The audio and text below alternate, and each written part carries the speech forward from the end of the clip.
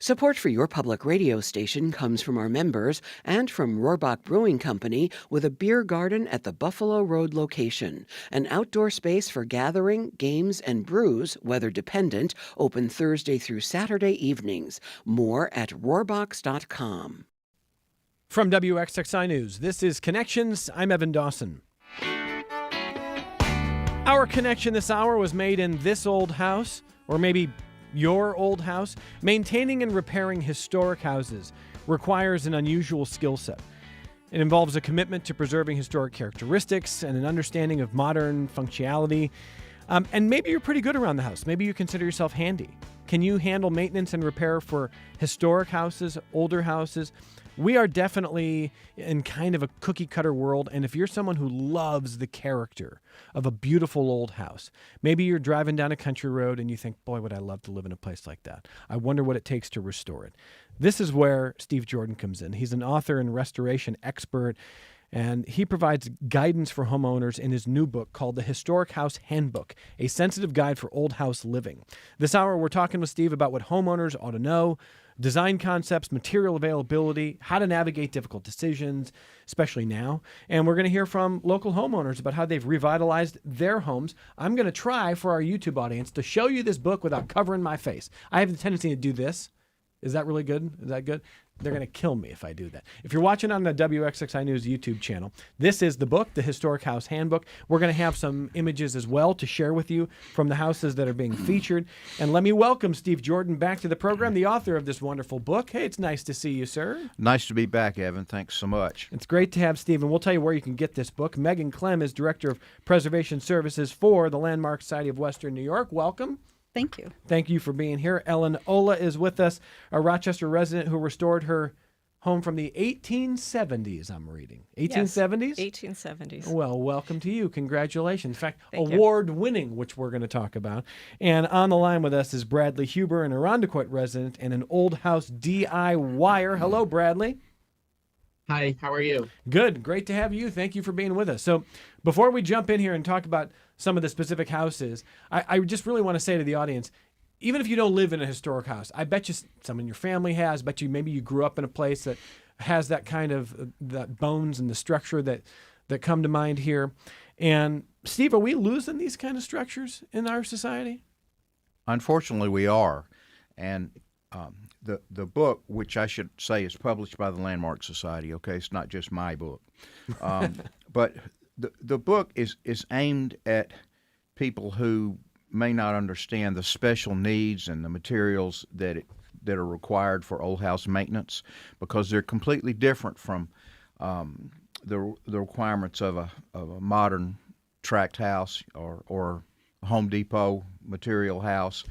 And the Landmark Society has spent several years now trying to promote the traditional trades, trying to fill that dearth of tradesmen who know how to work on these houses. Yep. And this is partly aimed at that. You know, we cover the topics that are so important, and I hope that people will look at it and understand what's special about old house living. Also, and what's special about old neighborhood living, historic neighborhoods, okay? I love that. Well, and I got to say, I mean, I'm not great around the house. I've had to, in recent months, converting a room in my house into a new baby's nursery, which Steve and I are joking like, I'm too old for this, right? No, any day now, a new boy is coming to my family. That's why I'm going to be out for a while. And, painting, preparing. But it's a different deal, and we're going to talk this hour about even things from safety considerations for older house. Yep. Breathing considerations. What might be, when was the lead paint era? What about other things that you ought to know about? I mean, the book really covers a wide range. And Megan Clem, I want to ask you about what you think this book will do for people who care about properties like this. I think this book is really amazing. Steve did a great job. For those who don't already know about it, there was a book that Steve wrote back in the 1990s called Rehab Rochester. And this book is pretty much an update to that, but we wanted it to go beyond just Rochesterians, because it really is for pretty much anyone who owns an old home in basically the Northeast United States. And I think this book is really important for people who own those homes. A lot of times I drive around and I feel like people even people I know, they don't appreciate these older buildings and the value that they really bring to our identity, our sense of place, who we are as a community. And I think the book like this that Steve wrote really helps these owners of historic properties understand the materials that are there, why they're so significant, why it's important to try to replace in kind and repair what you have. Because truly, as Steve mentioned, we are starting to lose some of these historic buildings. And it really is our sense of place, our sense of identity, what makes us unique from anywhere USA. Yeah, I mean, maybe 3 months ago on this program, we talked about old barns, and one especially in Penfield that, boy, oh boy, sometimes you put together a program and you think, well, this is a little esoteric, it's a little niche.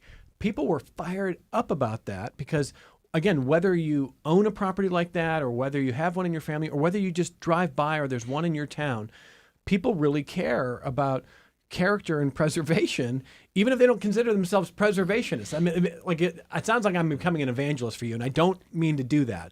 I'm still a journalist. I'm here to grill you, but I do think there's probably more preservationists than most people than they realize. Do you agree with that? I absolutely agree with that. I think even people who live in modern homes, they like modern construction, completely fine. We do too.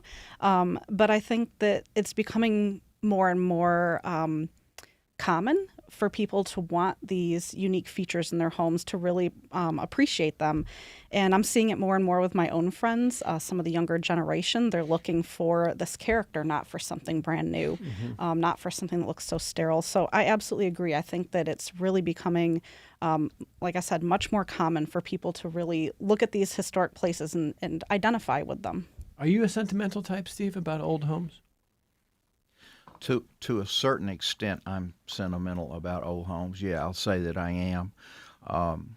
If I'm driving down the road, especially out in the rural areas, and I see one falling down, I'm way more sentimental about it than as if it's been restored. But also, I am able to look at a house and give up on it. I think that saves your energy for those that deserve your work. So divide that line for me. The ones that are in that stage where you go, we have to move on, versus the ones where you say, this really deserves the effort. Well, almost any house can be restored, and I advocate for that. But sometimes they've been compromised to a degree where I might give up. That might mean vinyl siding and vinyl windows and inappropriate additions and landscaping that's compromised the appearance from the street, things like that. I may give up on that house. Okay. Not that it can't be brought back, okay, because it can. I think it's probably surprising that hear you say that almost any house can be restored. Yep. Well, I've been in the window restoration business, and I say that a lot. Any window can be restored. So let's talk to Ellen and Bradley about their experiences. Before the program began, Steve and Megan were saying that Ellen is an award winner. What's the story here? Yes, so I think probably before my time at Landmark, because I can't remember which year, but Landmark During Society COVID. During COVID. It was so the first year. my first year there. So the Landmark Society does our preservation awards every year, and Ellen won the it's called the Blood, Sweat, and Tears Awards, and it goes mostly to homeowners who have really put in a lot of blood, sweat, and tears into their homes to restore them, and so they won that award. So Ellen, tell me about this 1870s home, and tell me the story of the home and what you've decided to do. Well, I didn't start thinking I was going to get an old home. I started just looking for a home, and I fell in love with this house because it had beautiful woodwork inside. But I knew nothing about taking care of an old home. And, well, I went down the rabbit hole and I started with Rehab Rochester, which is the precursor book. And after that, I just started meeting tradespeople and learning that this was a lot different than taking care of the houses that I've taken care of before. What was the biggest challenge? Finding the knowledge and finding tradespeople to help with me. Did you think at any point this isn't worth it? Every day. That's not what I expected you to say. No, I mean, it's constant work. I love it, but, it's not a modern home, so you can't just flick on the central air because it hasn't been installed, or you, like yesterday, spent the day taking storm windows down and putting wooden screens up in my house so I can have airflow. Yesterday? Yesterday. A little late. Yeah, it got hot. So sometimes when you, especially in Europe, there's a lot of really thick-walled, big stone wall houses, and you're often told, the old saw is, well, in the winter, it'll keep the heat in better, and in the summer, it'll stay cooler. And I wonder if old houses in this country are in that category. I mean, is yours? It does stay cooler longer. It does. I can say that. But we do have an upstairs, and that gets hot just like everybody else's upstairs. How much of the house now is similar to what we would have seen in the late 1800s? A lot of it. A lot of it? A lot of it. There's been an addition on the back where they put servants' quarters in the late 1890s, but pretty much it's got the 3 original bathrooms. It has the original woodwork. It's original fireplace, so it looks pretty much the same. It's in the category of really good bones. Yeah, yeah. Is it true, Steve Jordan, that they don't build them like they used to, or do they build pretty good homes these days? Well, they build them by code now. And What was the code in the 1870s? The code is a minimum standard. Yeah. When we reflect back on homes built, we'll just say the 19th century, they vary in quality. You know, some are built much better than others, and very few of them probably live up to our modern codes. But what we like about them is generally not the deficiencies or attributes of the structure, but what we like are the applied aesthetics, the trim, the siding, the windows, the interior wainscots, and all of that. That's why we love them so much. Okay, which may or may not be appropriate for modern construction. Well, and so you've seen Ellen's beautiful home? Once or twice. What do you make of it now? How's it doing? Well, I think that the most impressive thing about Ellen's house is that it has this fantastic third story or attic tower that was added to the structure later. And it was beginning to be in rather poor condition, and she hired what I would say consider the best old house carpenter in town to help her reconstruct the siding, which is a very difficult type of siding to join at the corners. And she has stripped herself and with a helper all the paint off of maybe 3 sides of the house to the bare wood using an IR paint removal tool, and is priming and repainting, and it looks like a brand new house. That's what's most impressive to me. So how much of your own blood, sweat, and tears have you put into this, and how much have you relied on others? I couldn't have done it without the help and knowledge of others, but I have put in 8 of the last 10 years outside on ladders and scaffolding. Wow. During the summer months, scraping paint, restoring the wood, and painting it. Were you always handy growing up? No, I grew up at the time when girls weren't supposed to do this kind of stuff. So, but my grandfather was a carpenter, and I feel like I inherited that, and I love being out there in the summer working. How much more pride do you take in your home, given how much work you've had to do yourself on it? Oh, yeah, definitely. I feel that. Every time I drive up my driveway, I feel like it's something I did, and it really makes me feel good. I think you're the example, Ellen, that when you look at a book like this. Again, we're talking about Steve's book, The Historic House Handbook, A Sensitive Guide for Old House Living. You look at this book, and it might be easy to say, like, I can hire somebody, I can find Steve Jordan and his clones out there, and we will figure this out. But Ellen, you didn't grow up doing this stuff, and you've spent years now learning from Steve, from his previous book, from the work and the advice. And so what would you say to people who are maybe put themselves in the category of like, I am not qualified to do stuff like that? It's a matter of getting resources like this book and the previous book, and also making contact with the tradespeople, asking your neighbors who they use, who they thought was good. And one of the best things Steve said to me one time, I met Steve at a preservation conference in Brighton that the Landmark Society put on, and he helped us. And I kept calling him, and he finally just said to me, "Come Friday afternoon to happy hour. All the trades guys are there. Just come." And I came, and they've all become my friends. And it was a wealth of knowledge, but it was so much fun. So it's a community. It's more than just fixing your house. It's the neighborhood. It's all those front porches. It's meeting everybody and being part of something bigger than you, because the house will be there when I'm not. So where, Megan, can people get this book, The Historic House Handbook? We have it for sale right now on the Landmark Society's website. So that's landmarksociety.org.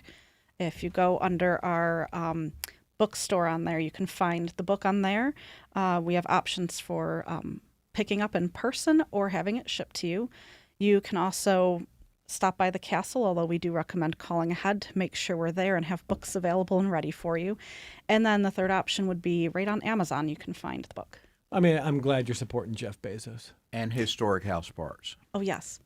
Well, Historic Jeff House. just as a print on demand, Jeff did that. So for Okay. us, yeah. So Well, he did it before he got married. He's too busy now.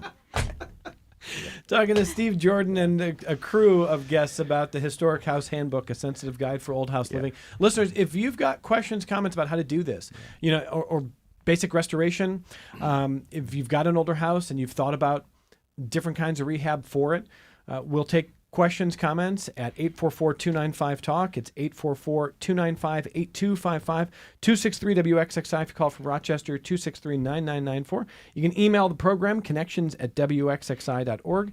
We are trying to show you as much as we can on our YouTube channel if you're watching on YouTube. So we got the book here. We've got some images of these houses, and you can join the chat there if you like.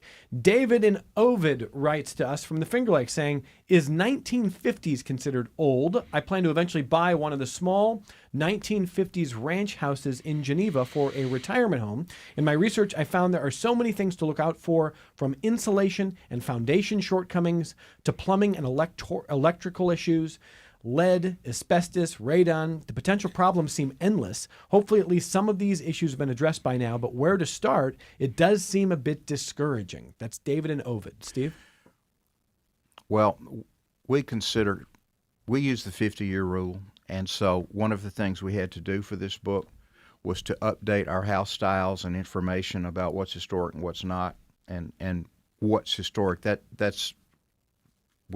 We use the government standards. So What's the 50-year rule? the to be on the National Register for the most part, house needs to be 50 years old. Okay. And anyway, I would like to add, right now that we wrote Rehab Rochester in 1995. In fact, I came on the Bob Smith show to introduce it, and he introduced me, and that very minute, President Clinton sent troops into Bosnia, so that was the end of the interview. So I'm so happy to be here, okay?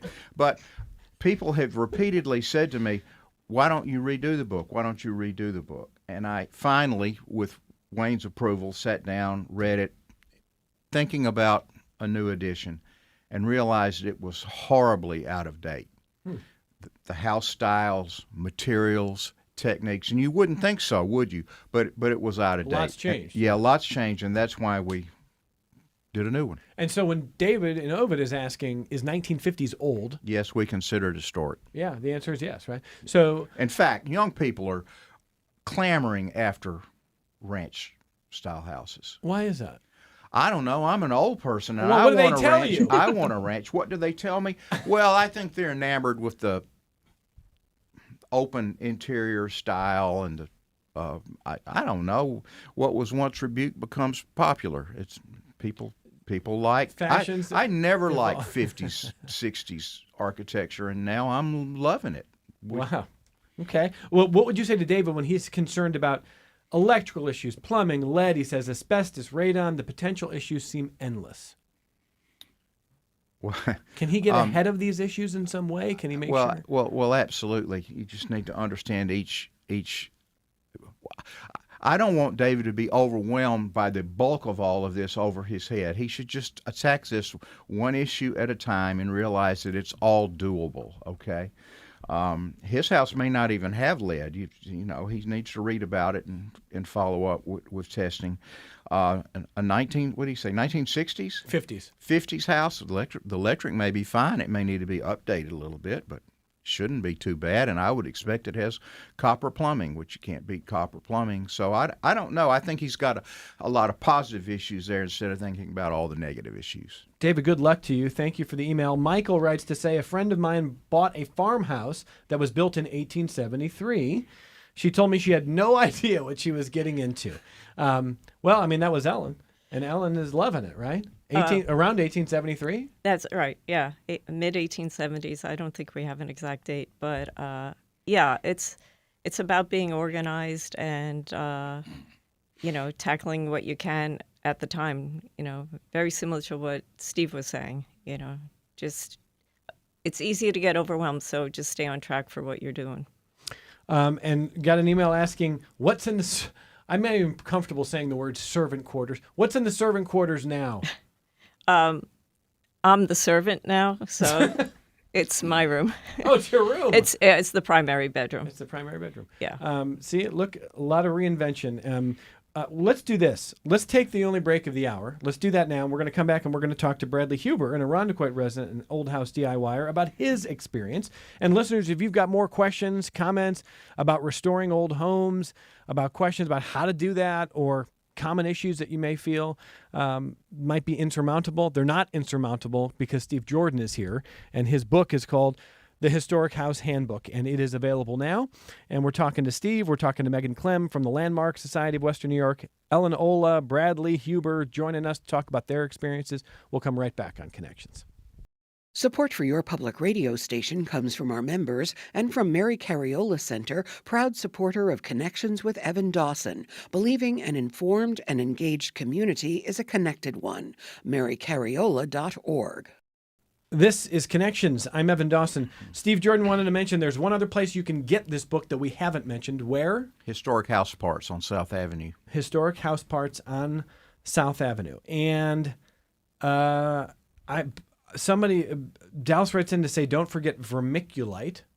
Vermiculite is, it was in insulation, maybe? Is it insulation? Vermiculite was an insulation. It was a loose fill insulation. It looks like this odd-looking stuff like rocks. It's got mica in it, but it often has asbestos in it. Oh, okay. So the issue would be related to asbestos. Yeah. Okay. I have two emails about recognizing lead. One just says how to know if paint is lead, and the other is can I paint over lead paint? You had that issue with yours, Ellen? Yes, I did. And the easiest way is to go down to one of the big boxes and get the lead tests. They're little swabs, and you swab them on the paint. And if it changes color to the correct color, then you have lead. If the paint isn't chipping or anything, you can just paint right over it and you have no problem with it. It's the chipping paint that's the problem, where you then would maybe ingest it and have a lead issue. So you want to make sure your paint is intact. Can I add to that? Yeah, please do.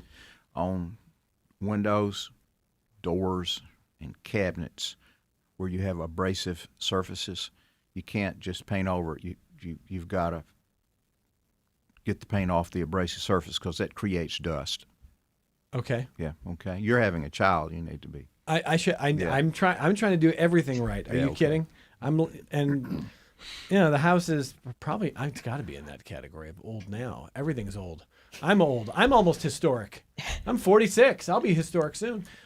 So listeners, let me get back to some of your emails and phone calls here. 844-295-TALK.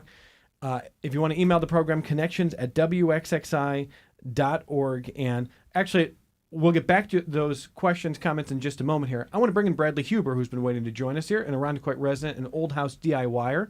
And Bradley, why don't you describe a little bit of your own experience first, and then we'll kind of get more specific. Take us through it. So I bought a 1930 bungalow in Irondequoit in like 2011, and then more recently have bought an 1878 cottage down at the Silver Lake Institute outside of Perry, and did a lot of renovation work on that cottage most recently. The cottage was falling down, it was dilapidated, it was covered in asphalt siding, and most of the folks down here thought it was a teardown. And they might have been right, but I think that there was hope.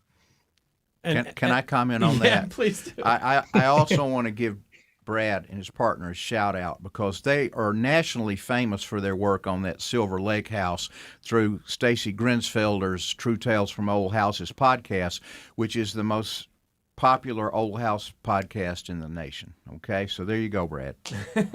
And And that is in fact the reason that I'm not in studio today, is because we're actually getting ready for our wood window workshop that's coming up this weekend. We've got almost 30 people coming from across the country to learn how to restore old windows, and the demographics skews pretty young, like late 20s and early 30s. So there is a lot of interest in this restoration and information that's covered in Steve's book. how much have you learned about this process in the last few years here, Brad? It's been trial by fire, learn as you go. Most of this work I did myself simply because I couldn't afford to hire a contractor. And when I did hire a contractor, I was constantly sort of policing them to make sure that they were doing things the way that was the most appropriate way to do them, hanging over their shoulders, leaving them long, detailed notes, ensuring that they weren't reckless and took that extra duty of care with the work that they were doing. I got two emails from Marks, and one of them is the first Mark was asking about whether contractors now are schooled in this kind of stuff. So let me start with you, Brad. I mean, in general, how has your experience with contractors been? I'm curious to know what Steve's going to say about this. Go ahead, Brad. So generally, I only hired a contractor when it was wildly inappropriate for me to do something too dangerous or just plain illegal. So when I did bring in contractors, especially when I was trying to work with a low bidder and things like that, like, no, they definitely wanted to do things the way that they wanted to do things, using common materials and kind of working to the, quickest, fastest way to do it. And so I would constantly have to say, okay, I know that will work, but that's not the way that I wanted it done. They would often question me about why. A lot of the time it came down to aesthetics. So having a guide like this is helpful for a person like me because it reassures me that I am on the right track and can show something on paper to the contractor and say, okay, but this is a more eloquent reason of why I want it done the way that I would like it to be done. Now, if you're getting like a restoration contractor, it's totally different. But generally, those guys are more expensive because of the quality of their craftsmanship. Steve, what do you want to add there? We sort of divide contractors crudely into two directions. One would be the Home Depot carpenter. Nothing wrong with that, but they buy pre-assembled parts and put them in. The old house carpenter is the other one that we like the most. And that's the person who understands and can disassemble and reassemble old house parts in a way that you can't tell the difference. They can repair a pocket door, or they can repair loose stairs appropriately. They can rebuild or reconstruct a front porch so that you don't know it was ever touched. And those skills are far and few and in between, and there aren't that many people left that can do that work. And that's why we try to promote the traditional trades. I was just going to say, Megan Clem, I mean, part of the Landmark Society's goals in recent years has been to increase that quotient of people who can do this work, right? Absolutely. We just last year did a window workshop with Steve and Brandon Flushauer from the Old Window Company. We brought in some students, and they learned from start to finish how to repair old windows. old wooden windows, and we're looking to try another one of those in the next year. We'd like to do that again. And it's actually becoming a conversation with our preservation organizations across New York State, because it really is truly a detriment to preservation, knowing that a lot of these craftspeople are retiring. They're aging out of being able to do the work, and we're trying to find that younger generation with that interest. And it's part of why we have at the Landmark Society, we have our contractor referral list, so people can submit the form right on our website for whatever that scope of work is that they need help with, and who do I reach out to. And we do our best, Steve is one of the people who helps us try to keep that updated. We do our best to try to match people with, even if it's a general contractor who may build new homes, but they may also have some skills with historic homes as well. Well, listen, young workers are looking to AI-proof their careers. I'd love to see AI do what you do, Steve Jordan. Eat your heart out, robots. Yeah, I'd like to see AI do that too. And that's what your conversation was yesterday. I know. And I will give a shout out to Grammarly, which is AI, and I couldn't live without it. So, yeah. Oh boy, you're more AI friendly than I am. Hey, before we get back to Ellen and Bradley's stories here, let me grab a little bit more feedback because it's starting to pile up. Jerry in Rochester is on the phone. Hello, Jerry. Hey, Evan, and hey, Steve. How are you doing? Hey, Jerry, that just like the old days. Yeah, it is. Just only it's the other way around, right? Yeah. I just wanted to throw in a couple of things. One, for anyone who is interested in buying an old house, I think that the headline should be "Do No Harm." So many of our TV shows and so forth, people walk in and they'll see a mud set tile bathroom with, it might have pink and green tile or something like, we've got to gut that, or we've got to get rid of that. Well, if that's what you got to do, then maybe an old house isn't for you. Do no harm. And then certainly Megan's comments about Landmark's contractor list. That's one of the reasons why I got involved with Landmark, is when I was inspecting homes, I needed to know more about older homes, and that sort of got me hooked. So good resource there. And you will find sensitive contractors who will do no harm. So that's my 2.5 cents. Well, Carry on. Speaking of good resources, Jerry, you have been that for this community for a long time. I appreciate the work you've done and the contributions on these airwaves. It's great to hear you. Thank you for calling in, Jerry. Well, thank you. Appreciate it. And Steve, thank you for upgrading the book. I already have a copy, and I think you're going to stop by and autograph it. I am, and I want to add that Jerry and his late partner edited every sentence in this book for me, and how much I appreciate it and how valuable that was. I had a lot of editors, but you were the top. Well, thank you, Steve. Appreciate it. Jerry, appreciate you. Thank you for the phone call. No, Jerry is one of the greats, but we need more. We need more Jerrys and Steves, and the Landmark Society says you ought to get working on that. Well, here's an email. Let me just kind of clear out the email stack here. Linda writes in to say, on the Wood Window Workshop this weekend, says, I would like to sign up for the Wood Window Workshop that was just mentioned. How do I sign up for that? So that is being run through Brad, so I'll let him talk about that. Go ahead, Brad. So ours sold out. It sold out in 8 weeks or something like that. There's a massive amount of interest in this type of work. In fact, only a handful of the people that we have for our workshop are local. Most are coming from across the country. But it sounds like Landmark has one on the horizon as well. We do, Brad. I'd like to ask you, what's the ratio of men to women who have signed up? That is a great question, because it is almost entirely women. Well, I do this across the country, and I'm finding that women are our best students. Nothing against you guys out there, but women are the best students that we're getting. So I wanted to know that. Thank you. So Brad, what would you tell Linda or anybody else in the future who want to do more of this? To try it out. I mean, the thing that we found with most of the participants that are coming to the window workshop is that they generally know what to do. but they sort of seem to lack the confidence to just go ahead and do it. And they're just kind of looking for an expert like Stacy, who's our teacher, to guide them through that first window and build up their confidence, because there's a lot of resources online that kind of show you how to do this. The materials are not expensive. And as long as you're working, lead safe, you take the worst window in the house in the back corner and start there. And then as you get better, work your way to the front of the house. Well, I mean, Ellen said earlier this hour, you grew up being told what about girls doing this kind of work?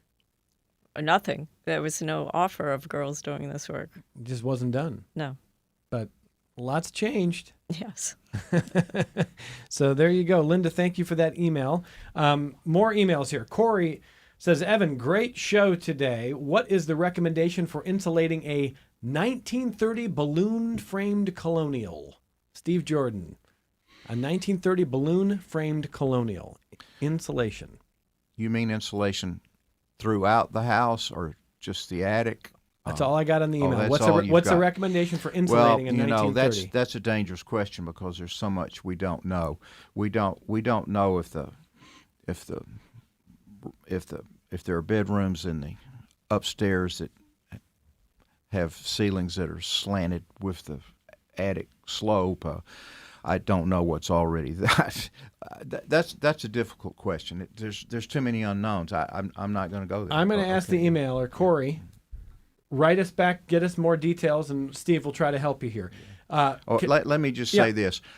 In the book, I've made it clear that modern foam insulation materials are usually not appropriate for retrofitting into an old house. And why? Why? Well, there's two ways to look at that. If you are, well, first of all, we're beginning to see some mold and moisture problems with interior moisture that can't get out. But there are other problems with foaming in an attic. If, for example, the roof leaks, that foam is more or less waterproof, and so you may get moisture trapped between your roof sheathing and the foam and have extensive rot and insect problems going on literally for years, and you're unaware of it, okay? So that's what I tell people when they're resolved to use foam is, are you the kind of person who goes to work in the morning, gets in the car, and just drives to work and never looks at the house? Foam's probably not for you.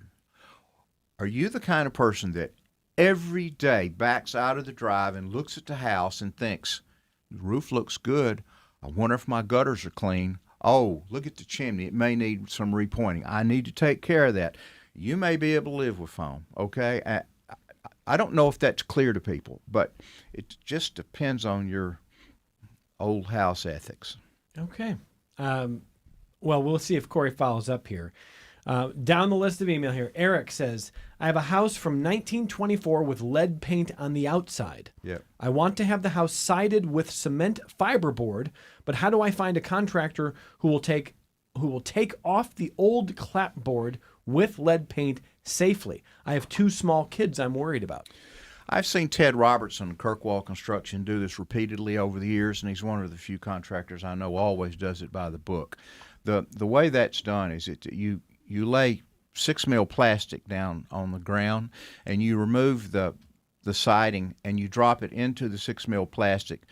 Not too much at one time, only enough that you can roll up, duct tape around it, and pick it up and take it away. That's how it's done. That's not a big deal. Okay. All right. Let's see here. Right down the list. Jen from Highland Park. Hi, everyone. Coming from a city where the oldest homes are usually from the 50s or 70s, I fell in love with old houses.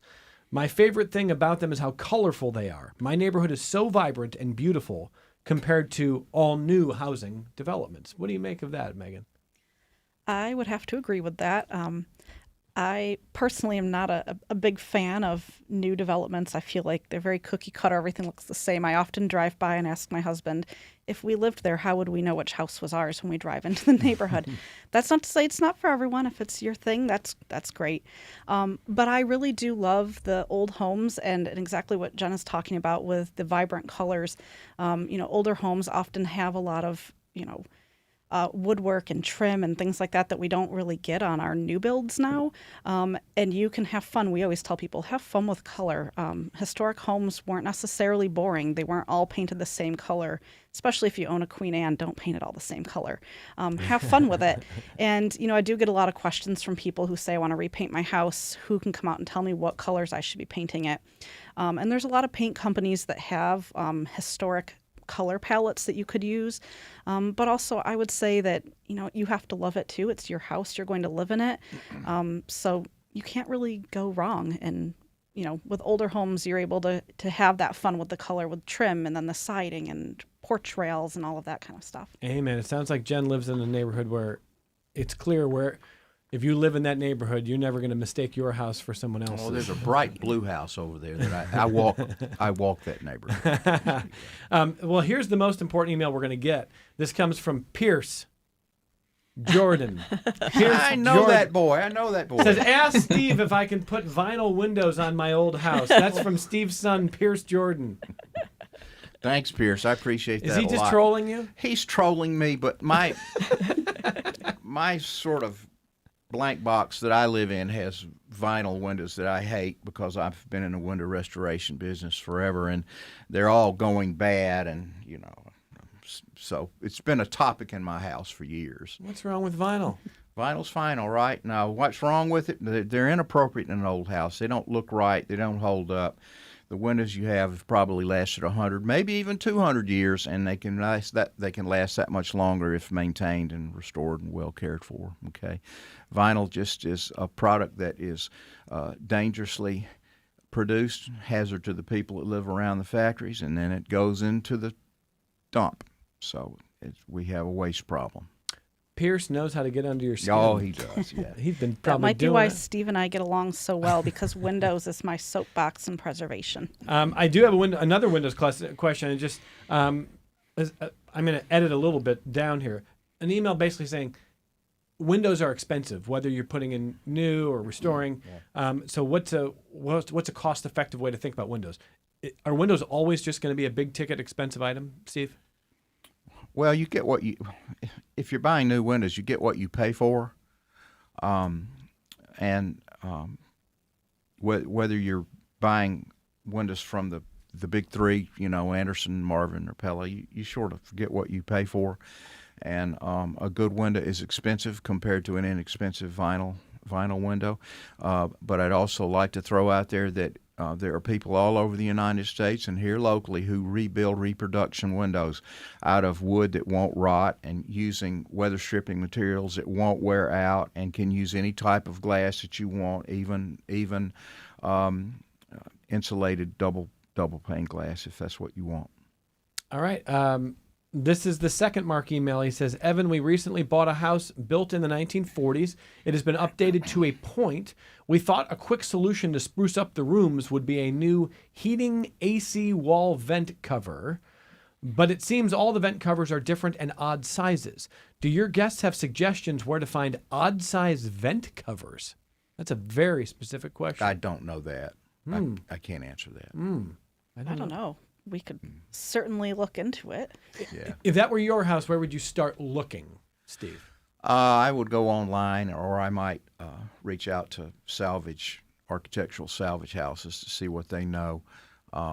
There are vent covers that are being reproduced. I mean, I've seen this on this old house, okay, just recently, and so I know that it's possible, but I just can't name a place. I don't know. Mark number 2, good luck to you. That's a tough one. Corey writes back, so Corey had said, what is the recommendation for insulating a 1930 balloon-framed colonial? And he follows up to say, the house is 2 stories with bedrooms on the second floor. There is also an attic that has been converted to additional living space. No insulation in the walls, with the exception of exterior foam board under vinyl siding. Steve? Yeah, that doesn't offer a whole lot of insulation. If you were determined to insulate the walls, I would use densely packed cellulose. The problem with this is that he has vinyl siding on the house now, and they'll have to pull it off to cut a hole in the walls to blow it in. And if you just bought the house and you hadn't moved in, you can blow that in from the inside and repair the plaster very easily. Okay, but from the outside, it's tough. And if the siding weren't there, a lot of times the installers will bore holes in your siding, which is inappropriate. You should pull the siding down piece at a time, then bore the hole, then push the siding back up, which makes it much more expensive, and the contractors don't want to do that. Okay, but what I think my world, if they were listening to this, would say is it would be to hyper insulate the attic and maybe not worry about the walls. Make sure that you have good storm windows, that your prime sashes are weather stripped, the doors are sealed well, that you don't have warm air leaking into your attic, and that you've got good attic ventilation. I mean, there's a whole lot of ways to talk about this. There's books written about it, so there's a lot more here than I can go into. Taunton Press Fine Home Building has a wonderful book on insulating old houses. Corey, good luck. That's a tough one, too. And I want to get back to Bradley and Ellen before the program closes. And you heard Brad Huber say earlier this hour that your cottage down in Perry, Silver Lake, you had neighbors who thought maybe it's a teardown. And a big theme that we've had, I think Jerry made a really, really good point, the do no harm idea. If you're going to buy an old house, a historic property, maybe bring the mindset of do no harm first. Invest in caring about what it means to try to preserve it as best you can. So for you, Brad, why wasn't it a teardown? If everybody around you thought that's probably a teardown, why was your mind in a different place? Well, it was only $49,000. That helps. Yes. I was looking for a summer cottage and quickly, looked around the area. It quickly was understood that I could not afford to touch anything on the Finger Lakes. Wanted to be in a historic community like the Institute is, and this fit my budget. And so there was opportunity there for me to be able to do something with this. To tear it down and restart over again would have been, I think, a negative impact on the community overall, and would have put this outside the scope of what I could afford. Another incentive to not tear down the house is that, and Steve talks about this, I think in the last chapter of his book, about National Register historic districts. And so a large incentive to keep this house was to buy inside of a National Register district because it offers tax credits and incentives for the rehabilitation of the house, which then cut my the amount of money that I had to leave invested into the rehabilitation of the house in half. And so in order to qualify for those credits, you have to follow nearly all of the recommendations that Steve is making in the Historic House Handbook. And therefore, something like this is an incredible resource to someone like me. Brad didn't just buy a cottage, he bought a community down there, okay? That's kind of important. It's a great community. Silver Lake. Oh, well, Silver Lake is a great community. Yeah. But what you're saying that the neighbors are interested, supportive, connected? Sure they are, and they're all eager to see people restore their cottages and bring them back to the way they used to look. Okay. Absolutely. I should add in that Brad is actually kind of leading the way down there with a group. We're currently expanding their historic district there, and it's, a lot of it is because, well, it should have been included, but also he wants them to be able to use those tax credits like he did. And Brad did get an award for this project from the New York State Office of Parks, Recreation, and Historic Preservation last year. So the state has recognized the great work he did on this cottage. Brad, I'm sure your neighbors appreciate your dedication. Yeah, they were very surprised. I think a lot of them thought that when they went on the market that it was going to be torn down and, I don't know, maybe boat storage or maybe a new cottage. So I tried to use the cottage as a way to show other people that it can be done, and that there is opportunity even for things that seem I'll be honest, this place was really on the cusp.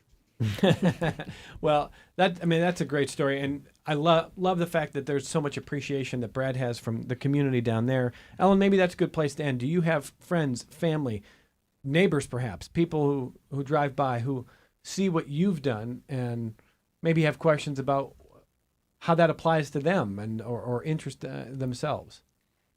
Yeah, there's been a lot of interest in it, from the neighbors to also people just walking in the Park Avenue area, because I would be on ladders or on my scaffolding, and you would get a lot of appreciation from people, and it really makes you want to be more, it motivates you to continue to be out there in the heat and with the bugs and in the covering things in the rain and just pushing through when you're too exhausted, but you're like, hey, this looks great when I keep moving forward. Congratulations to you and to Bradley Huber. And I want to mention before the hour is up here, this is the book, Where to Get It. The book is called The Historic House Handbook, A Sensitive Guide for Old House Living. Steve Jordan is the author. Where do you want people to find this book, Steve? You'll find it through the Landmark Society, through Historic House Parts, and from Amazon. Okay, that covers it, Megan. That does. What do you want to leave with listeners as we wrap up today? I think we just want people who own old homes to not be afraid of them. Know that there are resources out there. This book, there are contractors out there who can help. And we at the Landmark Society are also here to help connect you with those resources. So don't be afraid of your old home. The book is available now, and think about what Ellen said. How much pride she takes just looking at the outstanding work that you've done that you probably never thought decades ago that this is going to be you and your life. Well, it is, Ellen Ola. Congratulations to you. Thanks for sharing your story with us. Bradley Huber, good luck to you. Thanks for sharing your story with us. Thank you. Megan Clem from the Landmark Society of Western New York, thanks for being here. Thanks for having us. And what a great book to have for summer, for whatever. This is a beach read, Steve Jordan. You're like the classic beach read writer. Yeah, it's a beach read. That's what it is. That's what it is. Steve's the author of the Historic House Handbook. Thank you for being here. Appreciate it. Great being here. Thanks, Evan. And from all of us at Connections, thanks for listening. Thanks for watching. We're back with you tomorrow on member-supported public media.